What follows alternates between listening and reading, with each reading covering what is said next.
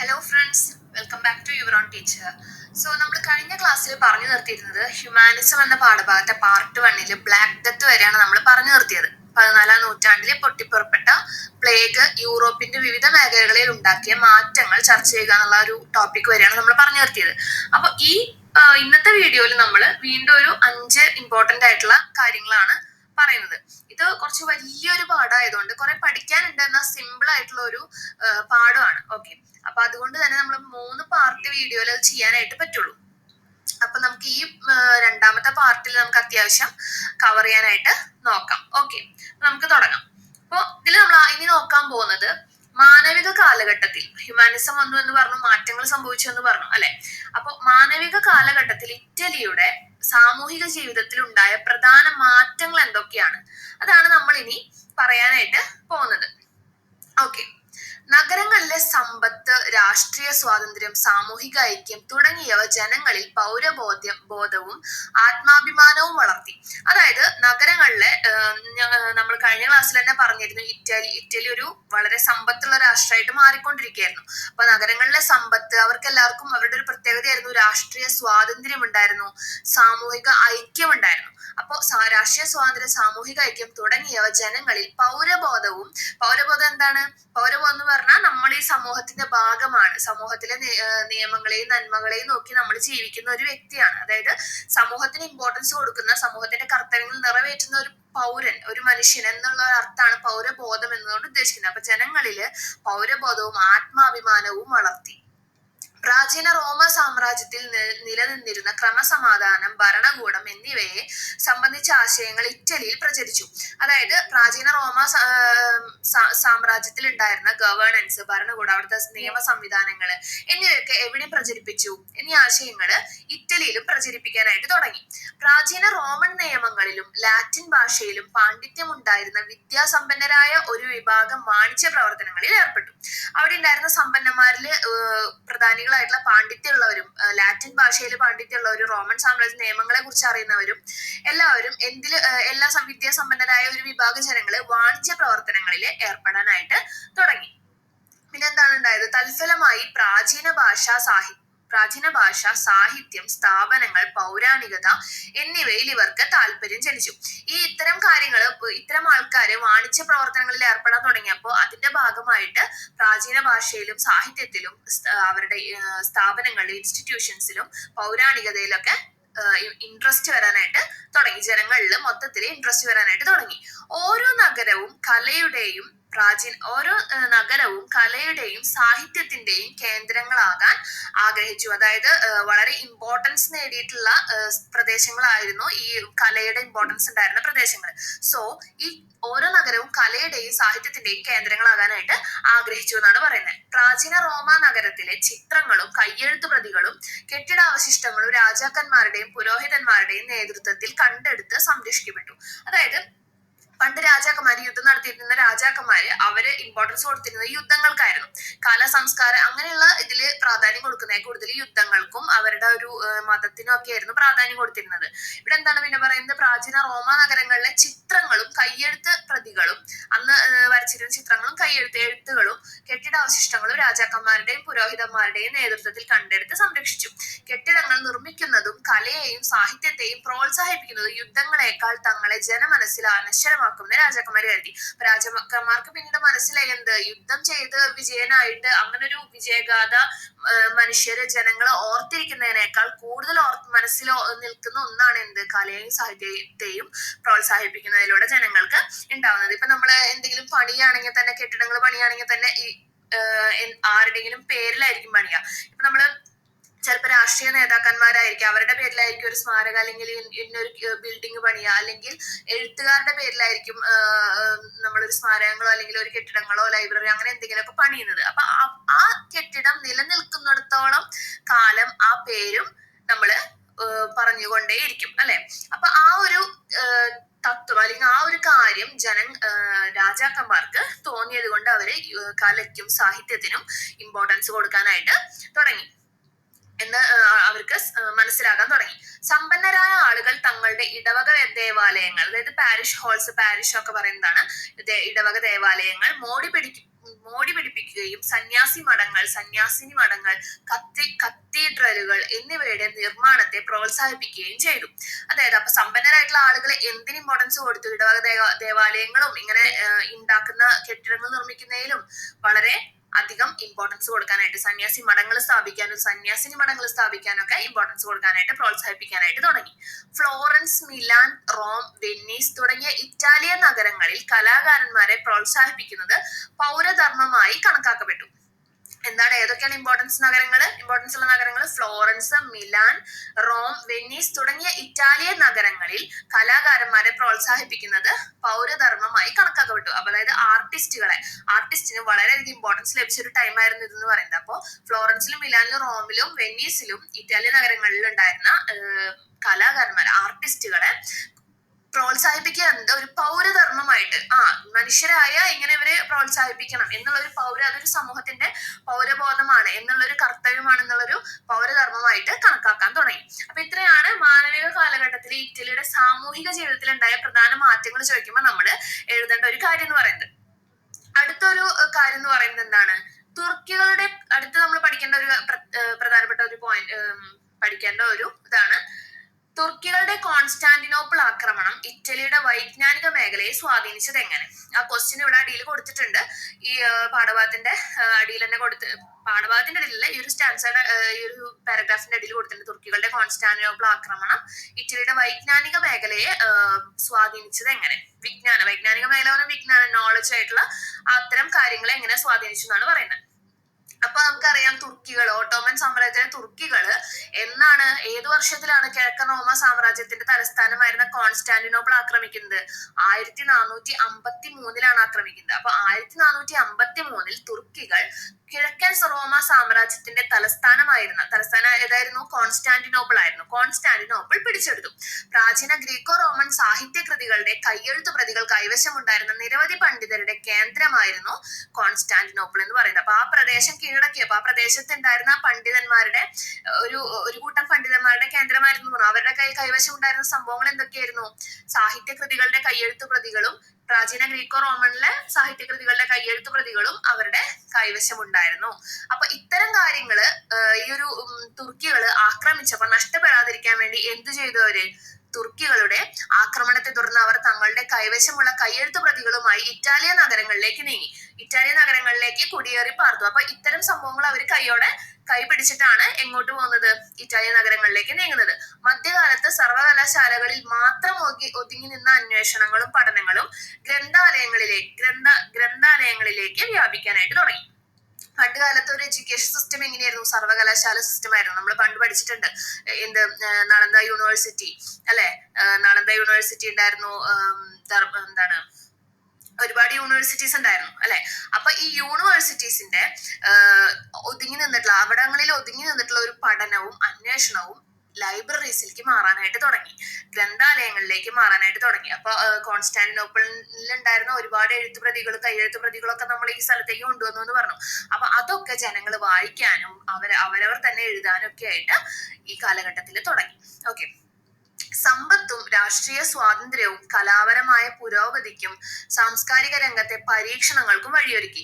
അതായത് Italy already നമുക്കറിയാം വളരെ സമ്പത്തുള്ള ഒരു രാജ്യമായിരുന്നു എന്ന് അറിയാം. അതുപോലെ തന്നെ രാഷ്ട്രീയത്തിന്റെ തുടക്കത്തിൽ തന്നെ നമ്മൾ പറഞ്ഞിരുന്നു, സമ്പത്തും രാഷ്ട്രീയ സ്വാതന്ത്ര്യവും കലാപരമായ പുരോഗതിക്ക് സാംസ്കാരിക രംഗത്തെ പരീക്ഷണങ്ങൾക്ക് വഴിയൊരുക്കി. രാഷ്ട്രീയ സ്വാതന്ത്ര്യം ഉണ്ടായിരുന്ന ഒരു രാജ്യമായിരുന്നു ഇറ്റലി എന്ന് പറയുന്നത്.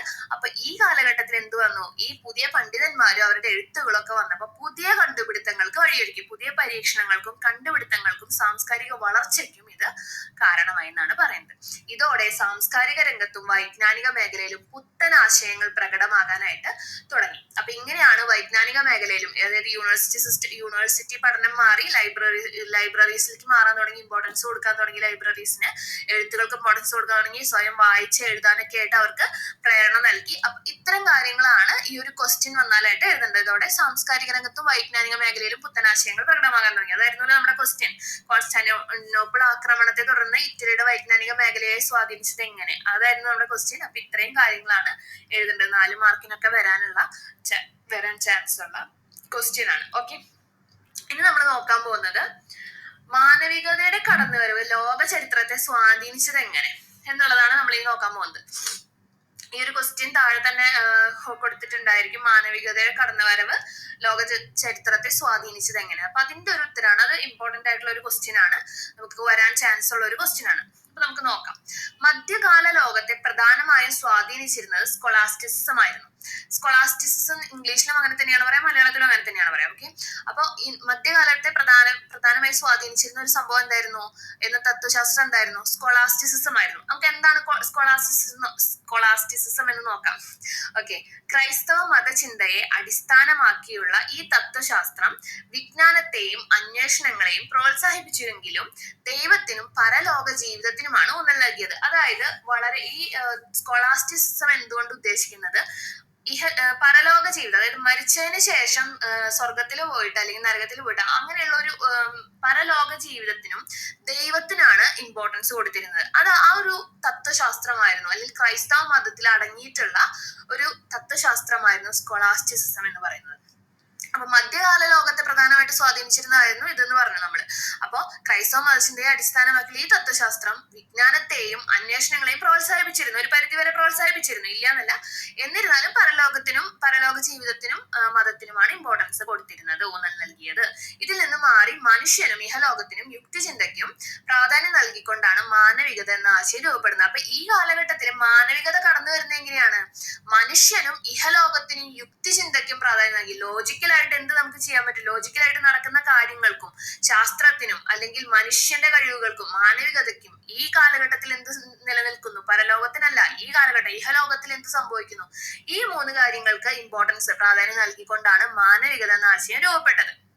ഓക്കെ, അടുത്ത പോയിന്റ് എന്താണ്? മനുഷ്യനിൽ അന്തർലീനമായ അനന്യത, വികാരങ്ങൾ, ശേഷികൾ, എഴുത്ത്, സംഭാഷണം എന്നിവയ്ക്ക് മാനവികതാവാദികൾ ഊന്നൽ നൽകി. അപ്പോ ഹ്യൂമാനിസം മുന്നോട്ട് കൊടുക്കുന്ന ആശയങ്ങൾ എന്തൊക്കെയായിരുന്നു?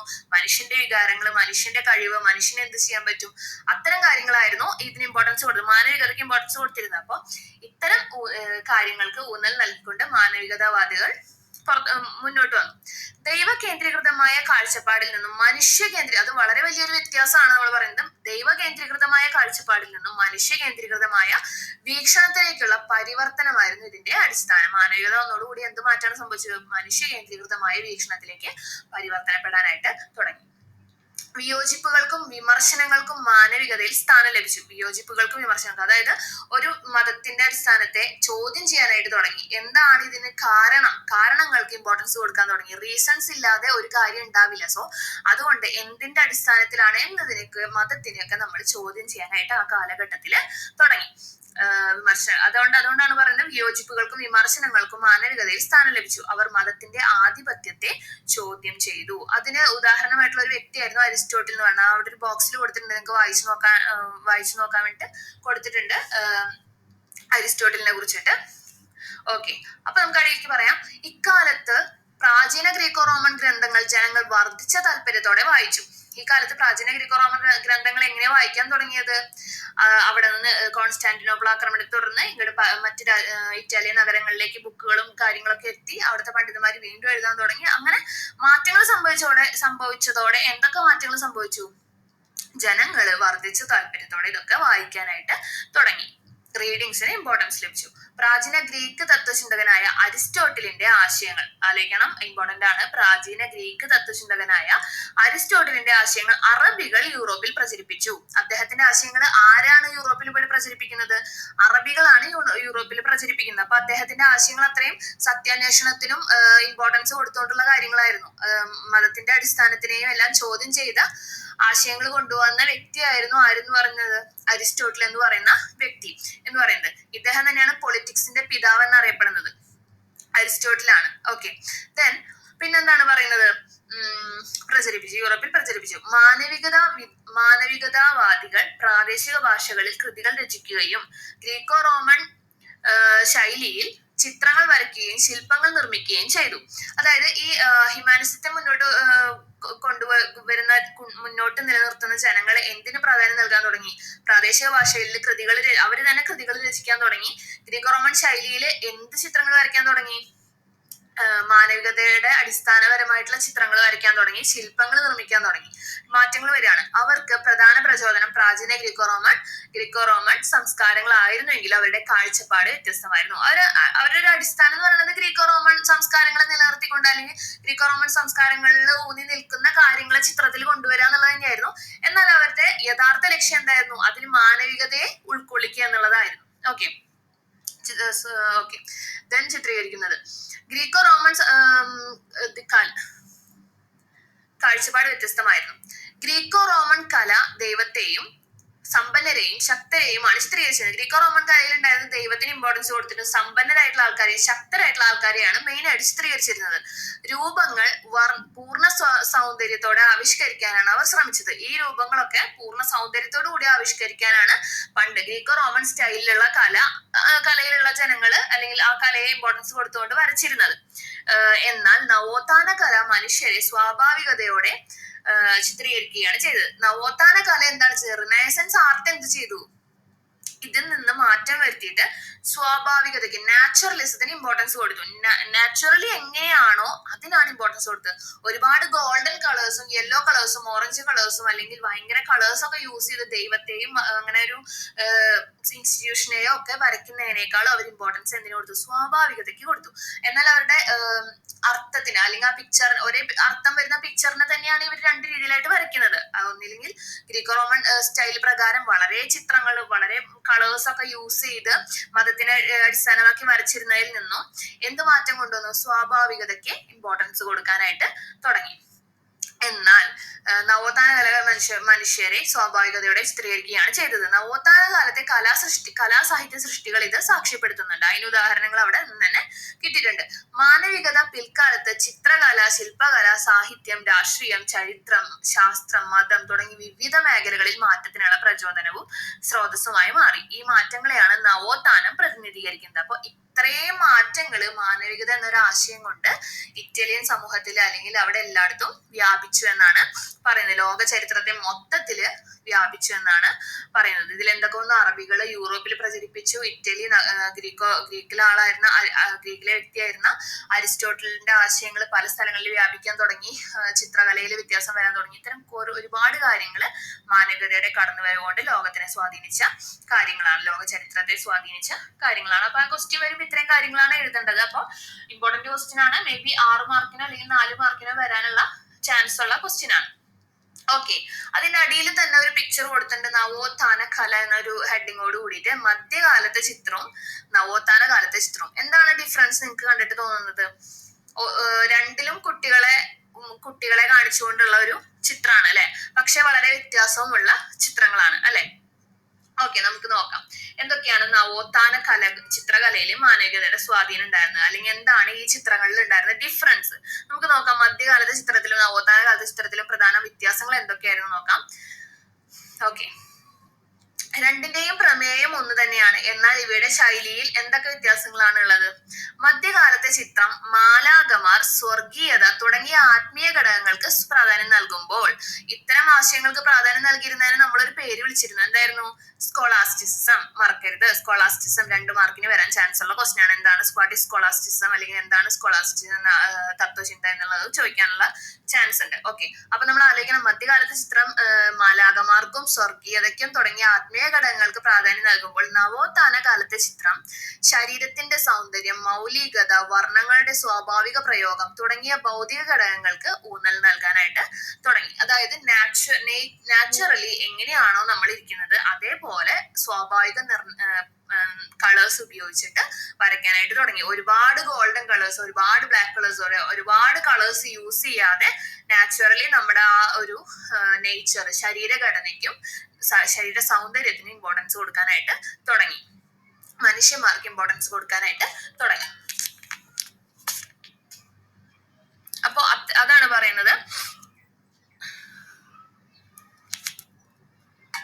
ഇമ്പോർട്ടൻസ് കൊടുക്കാനായിട്ട് തുടങ്ങി. അപ്പൊ അത്രയാണ് ഇതിന്റെ വ്യത്യാസം എന്ന് പറയുന്നത്. നവോത്ഥാന കാലത്ത് ഈ രീതിയിൽ നവോത്ഥാന കാലത്ത് ചിത്രകല, ശില്പകല, വാസ്തുവിദ്യ എന്നീ മേഖലകൾ സവിശേഷമായ മാറ്റങ്ങൾക്ക് വിധേയമായി. യൂറോപ്പിലെ പ്രധാന വാണിജ്യ കേന്ദ്രങ്ങളിൽ ഒന്നായ ഫ്ലോറൻസ് നഗരമായിരുന്നു ഇറ്റലിയിലെ നവോത്ഥാന കലയുടെ പ്രധാന കേന്ദ്രം.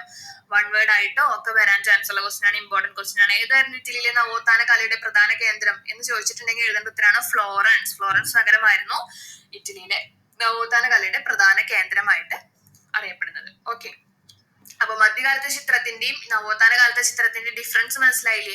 ഇതാണ് രണ്ട് കാര്യങ്ങളാണ് ഡിഫറൻസ്. മധ്യകാല ചിത്രത്തില് സ്വർഗീയതയ്ക്കും മാലാഖമാർക്കും ആത്മീയ ഘടകങ്ങൾക്ക് ഇമ്പോർട്ടൻസ് നൽകി. ഇതില് നവോത്ഥാന ചിത്രത്തിൽ എന്തോന്നു, ശരീര സൗന്ദര്യം, മൗലികത, വർണ്ണങ്ങളുടെ സ്വാഭാവിക പ്രയോഗം തുടങ്ങിയ ഭൗതിക ഘടകങ്ങൾക്ക് ഇമ്പോർട്ടൻസ് കൊടുക്കാനായിട്ട് തുടങ്ങി. ഓക്കെ, നെക്സ്റ്റ് ആണ് ചിത്രകല. എന്താണ് ചിത്രകലയിൽ നമുക്ക് വരാൻ ചാൻസ് ഉള്ള ക്വസ്റ്റ്യൻ എന്താണ്? നവോത്ഥാന ചിത്രകലയിൽ മാനവികതയുടെ സ്വാധീനം എന്താണ് എന്ന് ചോദിച്ചിട്ടുണ്ടെങ്കിൽ മാനവികതയുടെ കടന്നുവരവ് ലോക ചിത്രകലയിൽ എന്തൊക്കെ മാറ്റങ്ങൾ, നവോത്ഥാന ചിത്രകലയിൽ മാറ്റങ്ങൾ കൊണ്ടുവന്നു, മാനവികതയുടെ സ്വാധീനം എന്താണെന്നാണ് ചോദിക്കുന്നത്.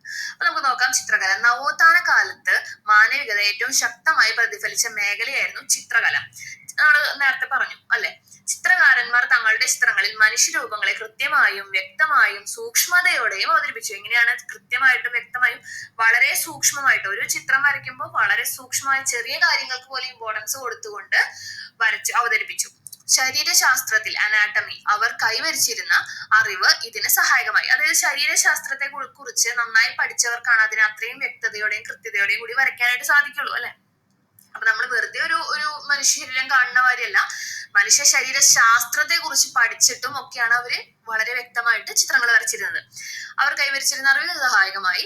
യുക്തിചിന്തയ്ക്കും മനുഷ്യ സ്വഭാവത്തിലെ വൈകാരികതയ്ക്കും ചിത്രകാരന്മാർ തങ്ങളുടെ സൃഷ്ടികളിൽ ഊന്നൽ നൽകി. എന്തിനൊക്കെയാണ് ഇമ്പോർട്ടൻസ് കൊടുത്തത്? മനുഷ്യ സ്വഭാവത്തിലെ വൈകാരികതയ്ക്കും വികാരങ്ങൾക്കും അല്ലെങ്കിൽ നമ്മുടെ കഴിവുകൾക്കും യുക്തിചിന്തയ്ക്കും ലോജിക്കൽ തിങ്കിങ്ങിനും ഇമ്പോർട്ടൻസ് നൽകി.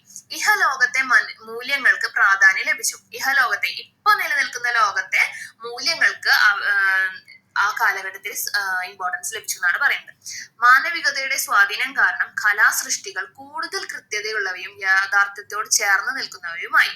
പണ്ട് കാലത്തെ ചിത്രങ്ങളിൽ നമുക്ക് കാണാൻ പറ്റുന്ന ഒരു കാര്യമാണ് ദൈവികത കൂടുതലുള്ള ചിത്രങ്ങളായിരിക്കും. അപ്പൊ ഈ ദൈവികത കൂടുതലുള്ള ചിത്രങ്ങളിൽ നമുക്ക് റിയാലിറ്റി കാണാനായിട്ട് സാധിക്കില്ല. ഇതൊക്കെ നിലനിൽക്കുന്നതാണോ, ഇതൊക്കെ ഒറിജിനലി ഉള്ളതാണോ എന്നുള്ളൊരു ഡൗട്ട് നമുക്ക് ഉണ്ടാവുന്ന ഒരു ചിത്രങ്ങളായിരുന്നു പണ്ട് നിലനിന്നിരുന്നത്. എന്നാൽ ഇപ്പോ യാഥാർത്ഥ്യങ്ങളോട് ചേർന്ന് നിൽക്കുന്ന പിക്ചേഴ്സ് ആണ് അല്ലെങ്കിൽ ചിത്രങ്ങളാണ് ഇക്കാലത്ത് വരയ്ക്കാനായിട്ട് ചിത്രകാരന്മാർ ശ്രദ്ധിച്ചിട്ടുണ്ടായിരുന്നത്. പിന്നെന്താണ് പറയുന്നത്? ദൈവ സിദ്ധാന്തങ്ങൾക്ക് പ്രാധാന്യം നൽകുന്ന പ്രമേയങ്ങളാണ് തങ്ങളുടെ സൃഷ്ടികൾക്ക് കലാകാരന്മാർ പൊതുവെ തെരഞ്ഞെടുത്തിരുന്നത്. പണ്ട് കാലത്തെ ആൾക്കാർ തെരഞ്ഞെടുത്തിരുന്നത് എന്താണ്? ദൈവ സിദ്ധാന്തങ്ങൾക്ക് പ്രാധാന്യം നൽകുന്ന ചിത്രങ്ങൾ വരയ്ക്കാനായിരുന്നു കൂടുതൽ ഇമ്പോർട്ടൻസ് കൊടുത്തത്. പക്ഷെ അവരുടെ ചിത്രങ്ങളിൽ ചുവടെ പറയുന്ന സവിശേഷതകൾ കാണാമായിരുന്നു. പിന്നെ അവർ ഈ മാനവികത വന്നതിന് ശേഷം എന്തൊക്കെ മാറ്റങ്ങൾ അവരുടെ ചിത്രങ്ങളിൽ കാണാൻ തുടങ്ങി? ഫസ്റ്റ് വൺ ആണ് ഭൂദൃശ്യങ്ങൾ. ഭൂദൃശ്യങ്ങൾ കാണാനായിട്ട് തുടങ്ങി. നവോത്ഥാന ചിത്രങ്ങളുടെ സവിശേഷതകളാണ് പറയുന്നത് കേട്ടോ. എന്തിന്റെ? നവോത്ഥാന ചിത്രകലയുടെ സവിശേഷതകളാണ്, ചിത്രങ്ങളുടെ സവിശേഷതകളാണ് ഇനി പറയുന്ന ഒരു 6 പോയിന്റ്സ് എന്ന് പറയുന്നത്. എന്തൊക്കെയാണ്? ഭൂദൃശ്യങ്ങൾ, ലാൻഡ്സ്കേപ്പ്. അതായത് ഒരു പിക്ചറിൽ അല്ലെങ്കിൽ ഒരു പിക്ചറിൽ വരയ്ക്കാൻ പോകുന്ന ഒരു പിക്ചറിൽ അതിന്റെ ബാക്ക്ഗ്രൗണ്ട് വളരെ പ്രകൃതിദത്തമായ എന്തെങ്കിലും, ഇപ്പൊ കുന്നുകളോ മലകളോ നല്ലൊരു കാഴ്ച പ്രതിനിധീകരിക്കുന്ന ഒരു ചിത്രത്തെ കാണിക്കുക എന്നതാണ് ഈ ലാൻഡ്സ്കേപ്പ് എന്തുകൊണ്ട് ഉദ്ദേശിക്കുന്നത്. ഓക്കെ, അപ്പൊ അങ്ങനെ ചെയ്യുമ്പോൾ എന്ത് മാറ്റം ഉണ്ടാവുന്നത്? ഒരു ചിത്രത്തിന് വളരെ ഭംഗി കൂടും അല്ലെ. നമ്മൾ വെറുതെ ഒരു സ്ഥലത്ത് പോയിട്ട് ഒരു ഫോട്ടോ എടുക്കുന്നതിനേക്കാൾ വളരെ സുന്ദരമായിരിക്കും എന്തെന്ന് പറയുന്നത്, മനോഹരമായ ഒരു ബാക്ക്ഗ്രൗണ്ട്, ബാക്കിൽ ഒരു കുന്നോ ഒരു കുന്നിൻ ചെരുവോ അല്ലെങ്കിൽ ഒരു വെള്ളച്ചാട്ടോ അല്ലെങ്കിൽ ഒരു മരങ്ങളോ കാടോ എന്നീ ഒരു നല്ലൊരു പ്രകൃതിയുടെ ഒരു ഭാഗം നമ്മൾ ലാൻഡ്സ്കേപ്പിൽ അല്ലെങ്കിൽ ഭൂദൃശ്യങ്ങൾ നമ്മളെ ചിത്രത്തിൽ കൊണ്ടുവരുമ്പോൾ ആ ചിത്രത്തിന് വളരെ ഭംഗി ഉണ്ടായിരിക്കും അല്ലെ. അപ്പൊ അതായിരുന്നു ലാൻഡ്സ്കേപ്പ് എന്നതുകൊണ്ട് ഉദ്ദേശിക്കുന്നത്. ഇപ്പൊ ഭൂദൃശ്യങ്ങൾ മാനവികതയുടെ അല്ലെങ്കിൽ നവോത്ഥാന ചിത്രകലയുടെ ഒരു പ്രത്യേകതയാണ്. രണ്ടാമത്തെ എന്തായിരുന്നു? വർണ്ണങ്ങൾ കൊണ്ട് പ്രകാശത്തെയും അകലത്തെയും ചിത്രീകരിക്കൽ. വർണ്ണങ്ങൾ, ഈ നിറങ്ങൾ തന്നെ ഉപയോഗിച്ചിട്ട് ആ ഒരു ദൂരം, പ്രകാശത്തിനെയും അകലത്തെയും, ഇപ്പൊ ഈ ഒരു സ്ഥലത്ത് നിന്ന് ഇപ്പൊ നമ്മൾ വളരെ ലാൻഡ്സ്കേപ്പ് ഒക്കെ വരയ്ക്കുമ്പോൾ ഒരു പ്രത്യേകതയാണ്, വളരെ ദൂരെയുള്ള സ്ഥലങ്ങൾ വരെ ചിത്രത്തിൽ നമുക്ക് കാണാൻ പറ്റും അല്ലെ. അപ്പൊ ഈ ദൂരെയുള്ള ചിത്രങ്ങൾ വരയ്ക്കുമ്പോൾ നമ്മൾ എങ്ങനെയാണ് മനസ്സിലാക്കേണ്ടത്? ഇത് വളരെ അകലെയാണെന്നുള്ളത്. ആ സ്ഥലങ്ങൾ നമ്മൾ ബ്ലർ ആക്കും അല്ലെ. ചിത്രങ്ങൾ കൊണ്ട് തന്നെ ബ്ലർ ആക്കിയിട്ടായിരിക്കും വരയ്ക്കാം. അങ്ങനെ ബ്ലർ ആക്കുമ്പോൾ നമുക്ക് മനസ്സിലാവും വ്യക്തമായിട്ട് കാണാൻ പറ്റാത്ത അത്ര അകലത്താണ് അത് നിലനിൽക്കുന്നത് എന്നുള്ളൊരു യാഥാർത്ഥ്യം നമ്മൾ മനസ്സിലാക്കും. അങ്ങനെയാണ് വർണ്ണങ്ങൾ കൊണ്ട് പ്രകാശത്തെയും അകലത്തെയും നമുക്ക് ചിത്രീകരിക്കാനായിട്ട് പറ്റുന്നത്. അത്ര അടുത്താണെങ്കിൽ വളരെ കൃത്യമായിട്ട് അത് വരയ്ക്കും. അപ്പൊ നമുക്ക് മനസ്സിലാവും എത്ര അടുത്താണ് നിൽക്കുന്നതെന്ന് മനസ്സിലാവും. അപ്പൊ അതാണ് രണ്ടാമത്തെ സവിശേഷത എന്ന് പറയുന്നത്, വർണ്ണങ്ങൾ കൊണ്ട് പ്രകാശത്തെയും അകലത്തെയും ചിത്രീകരിക്കൽ. ഇനി മൂന്നാമത്തെ എന്ന് പറയുന്നത് എന്താണ്? മനുഷ്യ ശരീരത്തിന്റെ യഥാർത്ഥ ചിത്രീകരണം. മനുഷ്യ ശരീരം ശരീരത്തിന്റെ യഥാർത്ഥ ചിത്രീകരണം എന്നതുകൊണ്ട് ഇപ്പൊ നമ്മൾ സാധാരണ മനുഷ്യനെ വളരെ ബോഡി ഉള്ളതായിട്ടും അല്ലെങ്കിൽ വളരെ ശക്തനായിട്ടോ ഒക്കെ ചിത്രീകരിക്കുന്നതിന് പകരം സാധാരണ മനുഷ്യന്റെ എങ്ങനെയാണോ ആള് ആ ഒരു മനുഷ്യ ശരീരത്തിന്റെ യഥാർത്ഥ ചിത്രീകരണത്തിനായിട്ട് അവര് ഇമ്പോർട്ടൻസ് കൊടുത്തു. പിന്നെ എന്താണ് പറയുന്നത്, എണ്ണ ചായത്തിന്റെ ഉപയോഗം. ഓയിൽ പെയിന്റ്സ് കൂടുതലായിട്ട് ഈ കാലഘട്ടത്തിൽ ഉപയോഗിക്കാനായിട്ട് തുടങ്ങിയതാണ് എണ്ണ ചായത്തിന്റെ ഉപയോഗത്തിൽ അവർ പറയുന്നത്. പിന്നെ എന്താണ് പോർട്രേറ്റ്സ്, ഛായാചിത്രങ്ങൾ. അതായത് ഒരാളുടെ മുഖം ഇങ്ങനെ വരയ്ക്കുകയാണെങ്കിൽ ഒരാളുടെ ഹാഫ് വരെയുള്ള അല്ലെങ്കിൽ ഫുൾ ആയിട്ട് വരയ്ക്കില്ല, ഒരു ചെസ്റ്റ് ഭാഗം വരെയാണ് വരയ്ക്കുന്നുണ്ടായിരിക്കും. അപ്പൊ ആ ഒരു ചിത്രം പോർട്രേറ്റ് പിക്ചേഴ്സ് ആയിരിക്കും, ഛായാചിത്രങ്ങൾ.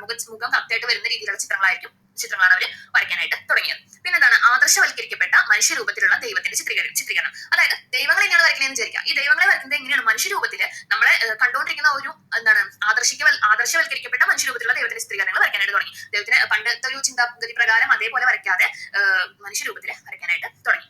ഇത്രയാണ് എന്തെന്ന് പറയുന്നത് നവോത്ഥാന ചിത്രങ്ങളുടെ സവിശേഷതകളായിട്ട് നമ്മൾ പറയുന്നത്. ഓക്കെ, 2 പിക്ചേഴ്സ് താഴെ കൊടുത്തിട്ടുണ്ട്. നവോത്ഥാന ചിത്രങ്ങളുടെ ഏതെല്ലാം സവിശേഷതകളാണ് ഈ ചിത്രങ്ങൾ പ്രതിഫലിക്കുന്നത് നോക്കാനാണ് പറഞ്ഞിരിക്കുന്നത്. അപ്പൊ നിങ്ങളത് വായിച്ചു നോക്കിയിട്ട് മനസ്സിലാക്കാം. ഓക്കെ, പിന്നെ എന്താണ് പറയുന്നത്, ജിയോട്ടോയുടെ ചിത്രങ്ങളിലാണ് ഗ്രീക്കോ റോമൻ സ്വാധീനം ആദ്യം പ്രകടമായത്. ജിയോട്ടോ എന്ന് പറയുന്ന ഒരു പ്രശസ്തനായ ഒരു വ്യക്തിയാണ്. അദ്ദേഹം വരച്ച ചിത്രങ്ങളിലാണ് ഗ്രീക്കോ റോമൻ സ്വാധീനം ആദ്യം പ്രകടമായത്. പിൽക്കാലത്ത് ചിത്രകലാ രംഗത്തേക്ക് കടന്നു വന്ന എല്ലാവരെയും സ്വാധീനിച്ച ചിത്രകാരൻ മസാച്ചിയോ ആയിരുന്നു. മസാച്ചിയോ എന്ന് പറഞ്ഞ വ്യക്തി വളരെ ഫേമസ് ആയിട്ടുള്ള ഒരു വ്യക്തിയാണ്. അപ്പൊ അദ്ദേഹമായിരുന്നു പിൽക്കാലത്ത് ചിത്രകലാ രംഗത്ത് കടന്നു വന്ന ഏറ്റവും സ്വാധീനം ചെലുത്തിയ അല്ലെങ്കിൽ എല്ലാവരെയും സ്വാധീനിച്ച ഒരു ചിത്രകാരനായിരുന്നു മസാച്ചിയോ എന്ന് പറഞ്ഞിരുന്ന വ്യക്തി. പേരുകളൊക്കെ ഇമ്പോർട്ടൻസ് ആണ്. ജിയോട്ടോ ആയാലും മസാച്ചിയോ ആയാലും ഒക്കെ ഓർത്ത് വെക്കാം. 1 വേർഡ് ആയിട്ടും അല്ലെങ്കിൽ 4 മാർക്കിന്റെ എസ്സേയിലോ അങ്ങനെയൊക്കെയായിട്ട് നമുക്ക് എഴുതാനായിട്ട് വരാൻ ചാൻസ് ഉള്ള ക്വസ്റ്റ്യൻസ് ആയിരിക്കും.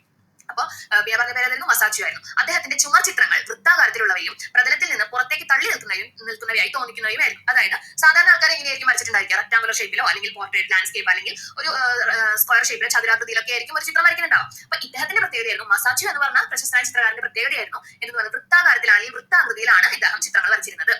ഈ ചിത്രങ്ങൾക്ക് വേറൊരു പൊതു വ്യത്യാസം കൂടി ഉണ്ടായിരുന്നു. എന്താണ്, ചിത്രങ്ങൾ അവയിൽ ചുമരിൽ നിന്ന് തള്ളി നിൽക്കുന്നതായിട്ട് തോന്നിക്കുന്ന രീതിയിലായിരുന്നു അദ്ദേഹം ചിത്രങ്ങൾ വരച്ചിരുന്നത്. യഥാർത്ഥത്തിൽ അത് ചുമരിൽ തന്നെയാണ് വരയ്ക്കുന്നത്, അത് തള്ളി നിൽക്കണമെന്നില്ല. പക്ഷെ കണ്ണോട് നമുക്ക് കാണുമ്പോൾ അങ്ങനെ ഒരു എഫക്റ്റോട് കൂടിയാണ് അദ്ദേഹം വരച്ചിരുന്നത്. ഓക്കെ, ദൈനംദിന ജീവിതാനുഭവങ്ങൾ തീർന്ന മനുഷ്യരൂപങ്ങളെയാണ് തന്മയത്വത്തോടെ അദ്ദേഹം ചിത്രീകരിച്ചത്. അതായത് ദൈനംദിന ജീവിതത്തിലെ ഡെയിലി ലൈഫിലെ കാര്യങ്ങളാണ് അദ്ദേഹം അങ്ങനെയുള്ള ഡെയിലി ലൈഫിലെ അനുഭവങ്ങൾ നേരിടുന്ന മനുഷ്യരൂപങ്ങളെയാണ് അവർ തന്മയത്തോടുകൂടി ഇദ്ദേഹം മസാച്ചിയോ എന്ന് പറഞ്ഞ വ്യക്തി ചിത്രത്തിൽ വരച്ചിരുന്നത്. ഓക്കെ, പിന്നീട് പറയുന്നത് എന്താണ്, നമുക്ക് എല്ലാവർക്കും അറിയുന്ന ഒരു വ്യക്തിയാണ് ലിയനാർഡോ ഡാവിഞ്ചി അല്ലെ. വിശ്വപ്രസിദ്ധങ്ങളായ ചിത്രങ്ങളാണ് ഇദ്ദേഹം വരച്ചിട്ടുള്ളത്. അന്ത്യത്താഴ് നമുക്ക് എല്ലാവർക്കും അറിയുന്ന ഒരു പിക്ചറാണ് അന്ത്യത്താഴ് എന്ന് പറയുന്നത്. അതുപോലെ തന്നെ മൊണാലിസ എന്ന് പറയുന്നത്. ഇത്തരം പിക്ചേഴ്സ് ഒക്കെ വളരെ ഇമ്പോർട്ടന്റ് ആയിട്ടുള്ള പിക്ചേഴ്സ് ആണ്. കുറെ നിഗൂഢതകളും കാര്യങ്ങളും അടങ്ങിയിരിക്കുന്ന ഒരു പിക്ചറാണ് ലിയനാർഡോ ഡാവിഞ്ചി വരച്ചിട്ടുള്ള പിക്ചേഴ്സ് വേണം. അദ്ദേഹം അത് മാത്രമല്ല അദ്ദേഹത്തിന് വളരെ കഴിവുള്ള ഒരു വ്യക്തിയാണ്. ഓക്കെ, നമുക്ക് നോക്കാം. വർണ്ണം, നിഴൽ, പ്രകാശം എന്നിവയെ സംയോജിപ്പിക്കുന്ന ശാസ്ത്രത്തിൽ ഡാവിഞ്ചി അതുല്യനായിരുന്നു. ശരിയാണ് അല്ലെ. എന്തൊക്കെ അദ്ദേഹത്തിന്റെ ചിത്രങ്ങൾ കണ്ടിട്ടുണ്ടെങ്കിൽ അതിൽ നിഴലുണ്ടാവും, നല്ല വർണ്ണങ്ങൾ യൂസ് ചെയ്തിട്ടുണ്ടാവും, പ്രകാശങ്ങൾ കാണിക്കുന്നുണ്ടാവും, ലാൻഡ്സ്കേപ്പ് ഉണ്ടാവും, ബാക്ക്ഗ്രൗണ്ട് എല്ലാ എഫക്റ്റും നമുക്ക് കാണാൻ സാധിക്കുന്ന ഒരു പിക്ചേഴ്സ് ആണ് ഇദ്ദേഹത്തിന്റെ എന്ന് പറയുന്നത്. ഓക്കെ, ഈ ചിത്രങ്ങൾ നമ്മളോട് കാണിച്ചു തരുന്നുണ്ട് ഈ ഡിഫറൻസ് ഒക്കെ. മനുഷ്യ ശരീരത്തെ കുറിച്ച് ശാസ്ത്രീയമായി പഠിച്ച ഒരു ബഹുമുഖ പ്രതിഭയായിരുന്നു ലിയനാർഡോ ഡാവിഞ്ചി. മനുഷ്യ ശരീരങ്ങളെ അത്രയും സൂക്ഷ്മമായിട്ട് പഠിച്ച ഒരു വ്യക്തിയാണ് ഇദ്ദേഹം. എങ്ങനെ പഠിച്ചു? ഡെഡ് ബോഡീസ് മരിച്ചതിന് ശേഷം ഡെഡ് ബോഡീസിന്റെ ഓരോ അവയവങ്ങളെയും കൃത്യമായും കീറി മുറിച്ച് പഠിച്ച് ഞരമ്പുകൾ എങ്ങനെയൊക്കെയാണ് പോകുന്നത്, തലയുടെ അകത്ത് എന്താണ്, അല്ലെങ്കിൽ തലയുടെ വലിപ്പം, നീളം, നമ്മുടെ ശരീരത്തിന്റെ പ്രകൃതി, ശരീരഘടന എന്നിവയൊക്കെ വളരെ വ്യക്തമായി പഠിച്ച വ്യക്തിയായിരുന്നു ആരെന്ന് പറയുന്നത് ലിയനാർഡോ ഡാവിഞ്ചി എന്ന് പറയുന്ന വ്യക്തി. നിങ്ങളിൽ ഒരാൾ എന്നെ ഒറ്റിക്കൊടുക്കുമെന്ന് യേശു ക്രിസ്തു തന്റെ ശിഷ്യരോട് പറയുമ്പോൾ അവരുടെ മുഖത്ത് പ്രത്യക്ഷപ്പെടുന്ന അത്ഭുതം, ഭയം, കുറ്റബോധം തുടങ്ങിയ മനുഷ്യവികാരങ്ങളാണ് അന്ത്യത്താഴത്തിൽ പ്രതിഫലിക്കുന്നത്. അദ്ദേഹത്തിന്റെ പിക്ചറായിട്ടുള്ള അന്ത്യത്താഴം, അദ്ദേഹം വരച്ച പിക്ചറായിട്ടുള്ള അന്ത്യത്താഴത്തിൽ എന്താണ് പ്രതിഫലിക്കുന്നത്? യേശു ക്രിസ്തു അറിയാം ഇപ്പൊ മരിക്കാൻ പോവാണെന്നുള്ളത് അറിയാം. അപ്പോൾ നിങ്ങളിൽ ഒരാൾ, ഈ 12 ശിഷ്യന്മാരിൽ ഒരാൾ എന്നെ ഒറ്റിക്കൊടുക്കുമെന്ന് യേശു ക്രിസ്തു തന്റെ ശിഷ്യന്മാരോട് പറയുമ്പോൾ അവരുടെ മുഖത്ത് പ്രത്യക്ഷപ്പെടുന്ന പലതരത്തിലുള്ള അത്ഭുതം, ഭയം, കുറ്റബോധം എന്നീ ഭാവങ്ങളാണ് ഇവരുടെ മുഖത്തൊക്കെ അദ്ദേഹം വരച്ചിട്ടുള്ളത്. ഓക്കെ, അത് മാത്രമല്ല പല കാര്യങ്ങൾ ഇതിനകത്ത് അടങ്ങിയിട്ടുണ്ട്, ഈ പിക്ചേഴ്സിനകത്ത് അടങ്ങിയിട്ടുണ്ട് എന്ന് വരെ പറയപ്പെടുന്നുണ്ട്. നമുക്കറിയില്ല എന്തൊക്കെ കാര്യങ്ങളാണ്. അപ്പൊ അങ്ങനെ പറയപ്പെടുന്ന പിക്ചറാണ് അന്ത്യത്താഴും ഈ മൊണാലിസ അങ്ങനെ അദ്ദേഹത്തിന്റെ ചിത്രങ്ങൾ. ഓക്കെ, പിന്നെന്താണ് പറയുന്നത്, മൊണാലിസയുടെ നിഗൂഢമായ മുഖഭാവത്തിൽ ഉത്തരം കിട്ടാത്ത നിരവധി ചോദ്യങ്ങൾ ഡാവിഞ്ചി ഒളിപ്പിച്ചു വെച്ചിരിക്കുന്നതാണ് പൊതുവെ വിലയിരുത്തപ്പെടുന്നത്. ശരിയല്ലേ? ഈ മൊണാലിസ എന്ന ചിത്രത്തിൽ നിങ്ങൾ നോക്കൂ, എന്ത് ഭാവമാണ് മൊണാലിസ എന്ന ചിത്രത്തിൽ നമുക്ക് കാണാൻ പറ്റുക? സന്തോഷമാണോ, സഹതാപമാണോ, വിഷമാണോ?